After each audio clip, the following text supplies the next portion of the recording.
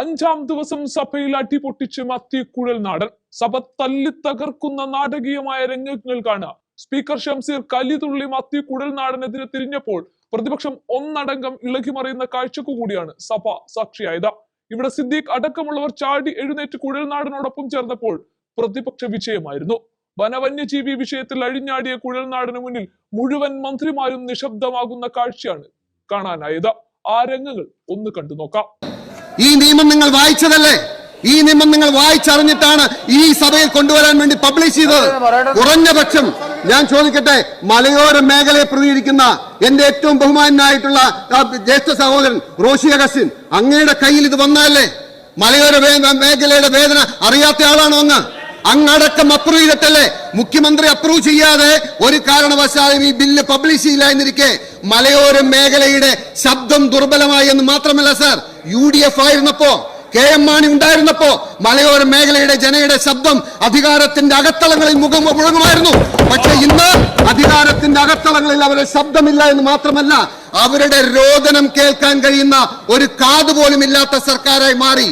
കേരള കോൺഗ്രസിന് UDF-ലായിരിക്കുമ്പോ എത്ര ശബ്ദമുണ്ടായിരുന്നു സാർ? അവർ KM മാണി ജീവിച്ചിരിക്കുന്ന സമയത്ത് UDF സർക്കാർ അധികാരത്തിലിരുന്നാൽ ഇങ്ങനെ ഒരു ഭേദഗതി ബിൽ ഈ സംസ്ഥാനത്ത് പബ്ലിഷ് ചെയ്യപ്പെടുമായിരുന്നു. നിങ്ങൾ എന്താണ് അവതരിപ്പിക്കുന്നത്? ഇന്ന് അവരുടെ ശബ്ദം പിൻവലിച്ചു. ഇവിടെ പറയേണ്ട കാര്യം എന്താണ്? വനനിയമ ഭേദഗതി അവതരിപ്പിച്ചാൽ അതില്ലാത്തതല്ലേ? പിൻവലിച്ച കാര്യം ഇവിടെ പറയേണ്ട കാര്യം എന്താണ്? പിൻവലിച്ച കാര്യം അവതരിപ്പിക്കേണ്ട കാര്യം എന്താ? ഇവിടെ എന്താണ് അടിയന്തര പ്രമേയം? നിങ്ങളുടെ എല്ലാ പ്രകടനവും നടത്തേണ്ട വേദിയല്ല ഇത്.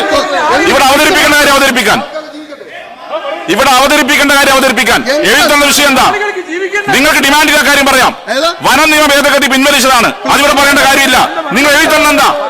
നിങ്ങൾ എഴുതുന്ന കാര്യം ഇവിടെ ഉണ്ട്. വനം വന്യജീവി ആക്രമണം എഴുതുന്നത് ഇത് നിങ്ങൾ എന്തും വിളിച്ചു പറയാനാണോ? Yes, come. നോ, അടിയന്തര പ്രമേയത്തിനകത്ത് അതിൽ നിന്ന് സംസാരിക്കണം. എങ്കിൽ രാഷ്ട്രീയ പ്രസംഗം നടത്തിക്കോട്ടെ. ഇവിടെ ഉണ്ടല്ലോ, ഇവിടെ ഡിമാൻഡ് ഉണ്ടല്ലോ. നയപ്രഖ്യാപനത്തിൽ പ്രസംഗിച്ചോ? യെസ്, അവിടെ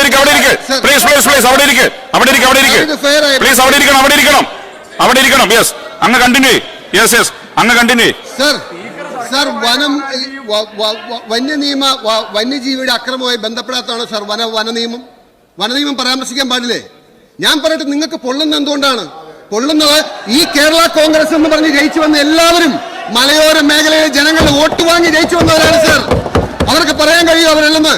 ആ വോട്ട് വാങ്ങി ജയിച്ചു വന്നവർ ഇന്ന് ആ നിയമത്തിന് അനുകൂലമായി നിന്നപ്പോ പൊതുജന വികാരം ഉയർന്നു വന്നപ്പോ ശരിയാണ്, മാറ്റേണ്ട വന്നു. മുഖ്യമന്ത്രി അങ്ങ് പറയരുത് അങ്ങ് അറിയാതെയാണ് കാണാതെയാണെന്ന്. അതിന്റെ അർത്ഥം അങ്ങക്ക് ഭരണത്തിൽ ഒരു കാര്യം എക്കും ചുക്കും അറിയില്ലെന്നാ?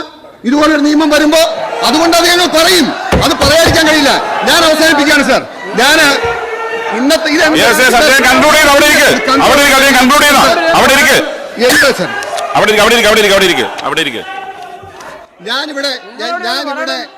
ഞാനിവിടെ പരാമർശിച്ച കാര്യങ്ങൾ ഏതെങ്കിലും തെറ്റാണെങ്കിൽ അങ്ങ് ചൂണ്ടിക്കാണിക്കണം. ഞാൻ പിൻവലിക്കാം. ഞാൻ ചോദിക്കുന്നത്, വന ഭേദഗതി നിയമം ഈ ഇരിക്കുന്ന മന്ത്രിമാർ കാണാതെ അറിയാതെയാണോ വന്നത്? അത് നിഷേധിക്കാൻ കഴിയോ?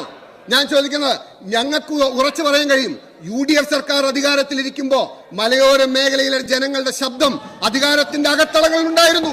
100%. പക്ഷേ ഇന്ന് ഞാൻ അങ്ങയോട് മറ്റൊരു കാര്യം വന്നു. ഈ സർക്കാരിന്റെ നിരന്തരമായ ഭാഷ്യം കേന്ദ്ര സർക്കാരിന്റെ നിയമമായതുകൊണ്ട് ഞങ്ങൾക്കൊന്നും ചെയ്യാൻ കഴിയില്ലെന്ന്. തൊട്ടയൽ സംസ്ഥാനമായ തമിഴ്നാട്ടിലേക്ക് നോക്കണം. സ്റ്റാലിൻ എന്ന മുഖ്യമന്ത്രി ഒരു നിയമം പാസാക്കി. കാട് വിട്ടിറങ്ങുന്ന കാട്ടുപന്നി 3 കിലോമീറ്ററിനകത്ത് എവിടെയാണെങ്കിലും വെടിവെച്ചു കൊല്ലാമെന്ന നിയമം വന്നു. എന്തുകൊണ്ടാണ് സാർ നിങ്ങൾ ഒരു സ്റ്റെപ്പ് എടുക്കാൻ കഴിയാത്തത്?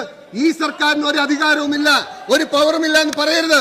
പക്ഷെ നിങ്ങൾ അത് ചെയ്യാൻ തയ്യാറല്ല സാർ. എന്നെ വേദനിപ്പിക്കുന്ന കാര്യം, നമ്മൾ ആരും കാണാതെ ആരും ശ്രദ്ധിക്കാതെ നിശബ്ദമായ ഒരു കുടിയിറക്കം ഇന്ന് ഈ മലയോര മേഖലയിൽ നടന്നുകൊണ്ടിരിക്കുകയാണ്. ഇതുപോലുള്ള നിരന്തരമായ പ്രയാസങ്ങൾ കൊണ്ട് വിഷമം കൊണ്ട് ഇത് ഞാൻ അങ്ങനെ സംസാരിക്കാൻ അനുവദിക്കുന്നില്ല. ഞാൻ അവസാനിപ്പിക്കാം. പ്ലീസ്, ഉള്ള സമയമെങ്കിലും സംസാരിക്കാൻ അനുവദിക്കണം സർ. ഉള്ള സമയമെങ്കിലും സംസാരിക്കാൻ ഞാൻ കൺക്ലൂഡ് ചെയ്യാണ് സാർ. ഞാൻ അധികം പറയുന്നില്ല. നിങ്ങൾ അസ്വസ്ഥരായിട്ട് കാര്യമില്ല. ഞാൻ പറയുന്നത്, ഇന്ന് സംസ്ഥാന എന്താ സുഹൃത്ത്,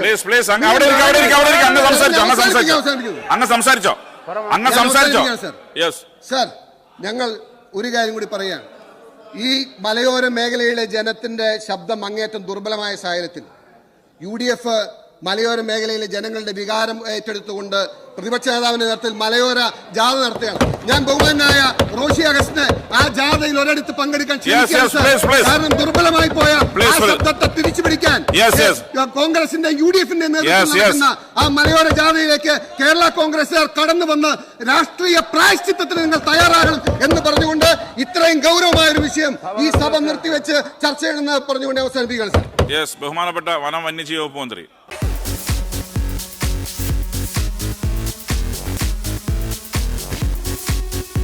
ഇതാണ് പഞ്ചഗവ്യ വിളക്ക്. പശുവിന്റെ ഗോമൂത്രം, ചാണകം, നെയ്യ്, പാല്, തൈര് എന്നിവ കൊണ്ട് ചേർത്ത് നിർമ്മിച്ച വിളക്കാണ് പഞ്ചഗവ്യ വിളക്ക്.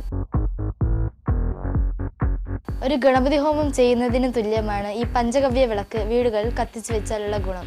ഐശ്വര്യവും സമ്പദ് സമൃദ്ധിയും വീടുകളിൽ വന്നു ചേരുന്നതാണ്. നിങ്ങൾക്ക് ആവശ്യമായ പഞ്ചഗവ്യ വിളക്കും പഞ്ചഗവ്യ ധൂപത്തിരിയും ഓർഡർ ചെയ്യാവുന്നതാണ്. യാതൊരുവിധ കെമിക്കലുകളും ചേരാത്ത കർപ്പൂരം വാഗമൺ സ്പൈസിൽ ഇവിടെ ലഭ്യമാണ്.